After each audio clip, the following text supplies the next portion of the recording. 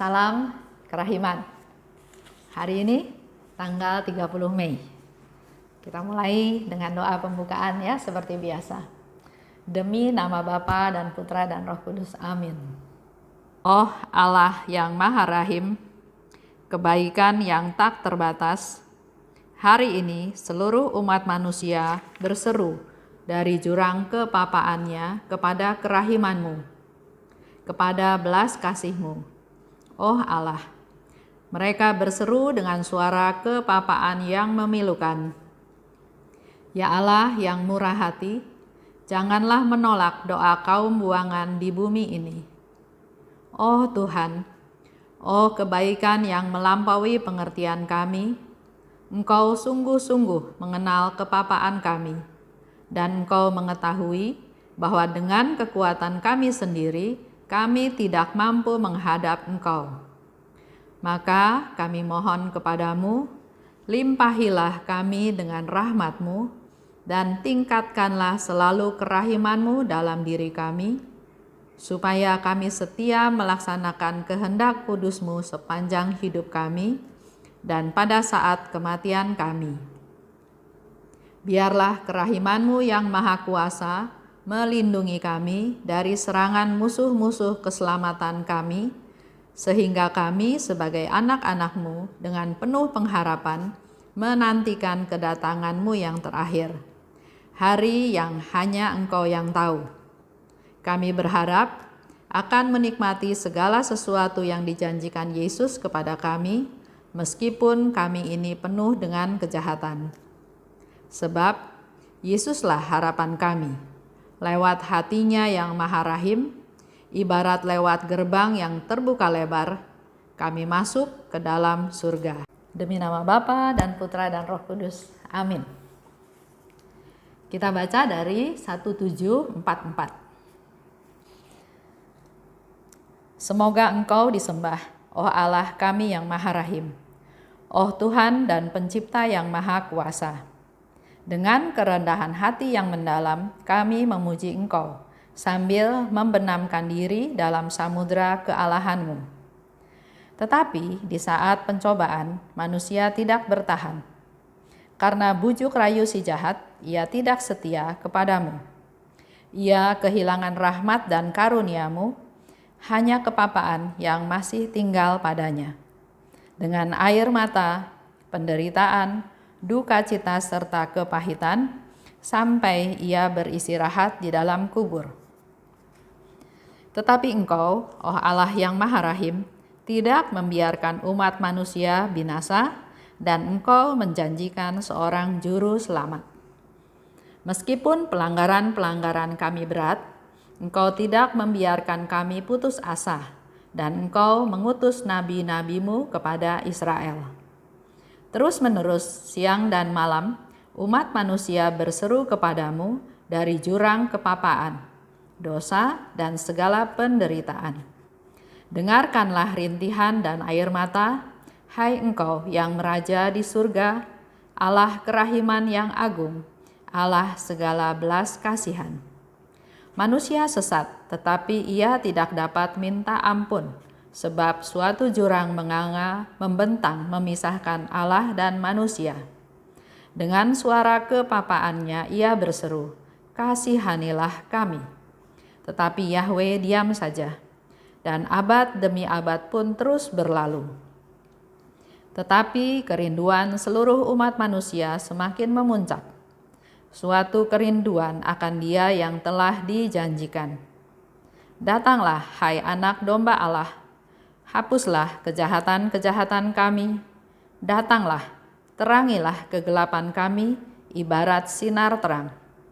Tanpa henti umat manusia berseru kepadamu, oh Tuhan para Tuan, menyerukan kerahiman-Mu yang tak terbatas, menyerukan kemurahan-Mu.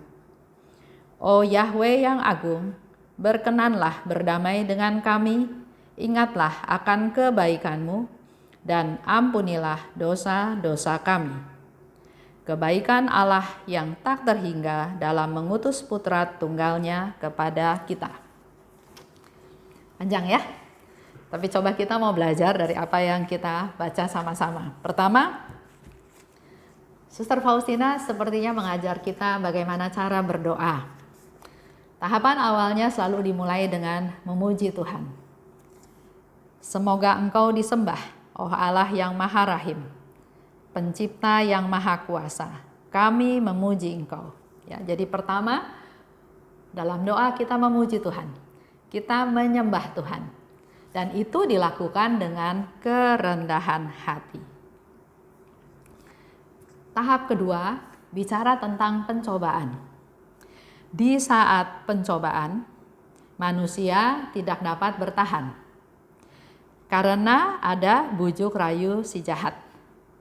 Menyebabkan manusia tidak setia. Karena tidak setia, maka manusia kehilangan rahmat. Sehingga apa yang terjadi?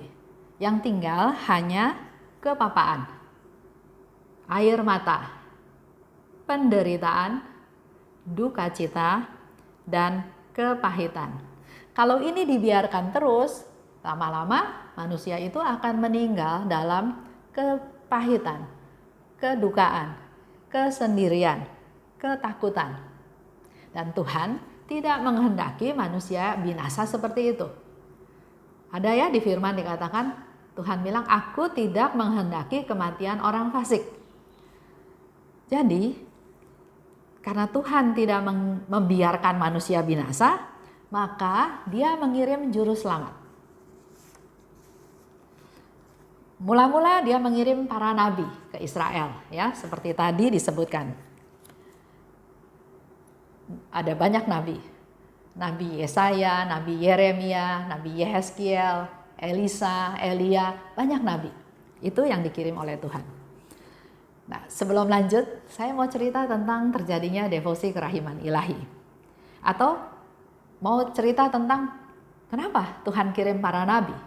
Bahkan akhirnya Tuhan Allah mengirim Yesus. Karena dari sejarah, dari mulai kita baca Alkitab dari sejarah, kita tahu Allah itu tidak menghendaki manusia binasa. Sehingga pada waktu manusia mengalami krisis, apakah krisis spiritual, apakah krisis ekonomi, apakah krisis politik, Tuhan selalu mengirimkan nabinya, mengirimkan utusannya.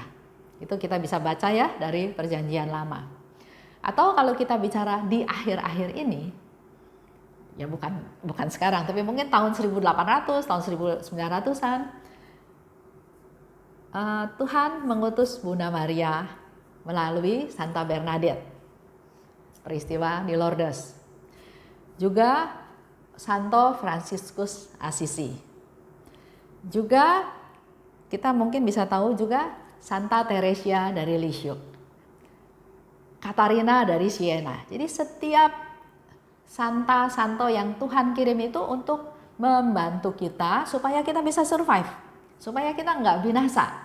Bahkan di balik peristiwa itu kita bisa mengambil benefit, bisa mengambil keuntungan, bisa mengambil manfaat dari cerita tersebut, dari kejadian tersebut. Contoh lagi, waktu di abad ke-20 sekarang ya, ada ancaman ateisme, ada ancaman materialisme, ada ancaman humanisme. Bunda Maria datang kepada 3 anak-anak kecil, peristiwa di Fatima. Setelah kejadian itu, ada pemerintahan kekuasaan Nazi, Hitler, yang semakin lama semakin powerful. Dan kembali lagi, Tuhan enggak menghendaki manusia binasa. Bahkan sekarang Allah Bapa mengirim putranya Yesus Kristus yang datang ke dunia melalui seorang gadis yang sederhana di Polandia, di Warsawa, yaitu kepada Suster Faustina. Itu awalnya ceritanya tentang sekarang ada devosi kerahiman ilahi. Jadi waktu itu zaman perang dunia pertama, Hitler itu sangat berkuasa, sangat sadis, jahat ya. Kita mungkin pernah dengar juga cerita bagaimana orang-orang Yahudi itu dibunuh sebanyak 6 juta orang. dimasukin ke camp di Auschwitz ya, kalau kita pernah ke sana. Saya pernah ke sana. Datang ke sana saya mula-mula bingung kenapa ya tur ziarah kok datang ke tempat yang mengerikan. Kita masuk ruangan ya, itu bau gasnya masih kecium sampai sekarang. Itu padahal peristiwanya tahun 1900-an Perang Dunia Pertama. Tapi kita masuk itu gasnya masih tercium. Jadi ruangan itu adalah ruangan terbuka, kosong. Katanya orang-orang itu semua dimasuk-masukin ke dalam ruangan itu, disuruh nggak pakai baju. Ceritanya mau dimandiin, jadi keluar air pancuran, tapi nggak lama terus keluar gas. Dan semuanya mati. Ada lagi ruangan lain, di situ satu tumpuk koper. Ternyata itu koper-koper dari para orang-orang Yahudi yang katanya mau ditawarin kerjaan. Kalau kerja berarti dia pikirkan hidup, padahal yang masuk ke sana itu semua akhirnya mati. Jadi ada tumpukan koper, ada tumpukan sikat gigi, ada tumpukan rambut, wah luar biasa jahat. Dan di situ ada sharing-sharing bagaimana Hitler itu membuat percobaan untuk berapa lama ya orang kalau dibakar itu mati, berapa detik, dan seterusnya. Mula-mula saya pikir kenapa ya dibawa ke sini. Tapi waktu sudah di hotel, Tuhan sepertinya kasih pencerahan bahwa itulah yang terjadi. Dan kita para devosan perlu berdoa buat mereka. Korban-korban perang, juga mungkin para algojo yang memang mungkin dia nggak mau, tapi karena tugas, karena perintah, dia melakukan pembantaian yang seperti itu. Hitler segitu jahatnya, mau berkuasa dan dia sangat benci sama orang Yahudi. Tapi melalui peristiwa ini kita sama Tuhan dibikin sedemikian rupa supaya tidak binasa. Yesus sendiri datang bertemu atau menemui Suster Faustina, dan melalui Suster Faustina terjadilah devosi kerahiman ilahi ini. Jadi ada benefitnya juga, ada manfaatnya juga. Melalui satu penderitaan, Tuhan enggak tinggal diam, Tuhan turun tangan, dan kita semua sekarang bisa mengenal kerahiman Tuhan. Itu cerita ya, cerita sedikit. Nah oke, saya kembali lagi ke teks ini. Umat manusia rindu untuk memperoleh keselamatan. Di sini dikatakan,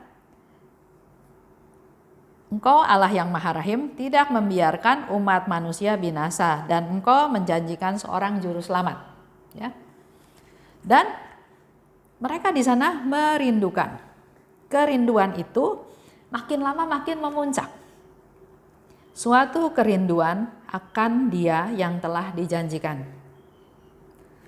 Sekarang kita semua yang sekarang kita juga punya kerinduan kepada Tuhan. Khususnya sedang menghadapi zaman ini, COVID-19. Ada banyak cerita, ada banyak kesedihan, ada banyak kehilangan, ada banyak hal-hal yang membuat kita, Tuhan, turunkanlah rahmat-Mu, belas kasih-Mu, biar kami semua bisa terbebas dari kejadian ini. Supaya kami bisa survive, supaya kami bisa tetap hidup. Dan jamah kami Tuhan, beri kami pencerahan. Apa maksud daripada semua ini? Supaya melalui peristiwa ini kita juga mendapatkan benefit, mendapatkan manfaat. Dan di sini Faustina mengajak, mari kita sama-sama berseru kepada Tuhan. Datanglah, hai anak domba Allah, hapuslah kejahatan-kejahatan kami. Datanglah, terangilah kegelapan kami, ibarat sinar terang. Kita boleh berdoa seperti itu, ya. Sekali lagi, datanglah, hai anak domba Allah. Hapuslah kejahatan-kejahatan kami. Datanglah, terangilah kegelapan kami. Kita belajar dari Santa Faustina hari ini supaya kita semakin kuat dan kita punya iman yang semakin teguh. Percaya karena Tuhan tidak pernah membiarkan kita binasa. Dia pasti mengirimkan pertolongan-pertolongan. Dan melalui peristiwa ini, dia akan memberikan benefit, manfaat. Asal kita menggali, kita peka, kita buka mata. Tapi kalau kita hanya masalah-masalah aja, cuma pikir, aduh bosen, kapan ini berakhir, gimana uang saya habis, dan seterusnya, kita nggak dapat apa-apa. Tapi kita buka mata, kita mencari pencerahan dari Tuhan, mendekatkan diri pada Tuhan, berusaha mendengar suara Tuhan, pasti ada yang Tuhan sampaikan. Baik, kita tutup ya dengan doa penutup. Demi nama Bapa dan Putra dan Roh Kudus, amin. Oh Yahweh yang agung, berkenanlah berdamai dengan kami. Ingatlah akan kebaikan-Mu dan ampunilah dosa-dosa kami. Kemuliaan kepada Bapa dan Putra dan Roh Kudus seperti pada permulaan, sekarang, selalu, dan sepanjang segala abad. Amin. Demi nama Bapa dan Putra dan Roh Kudus, amin. Salam kerahiman.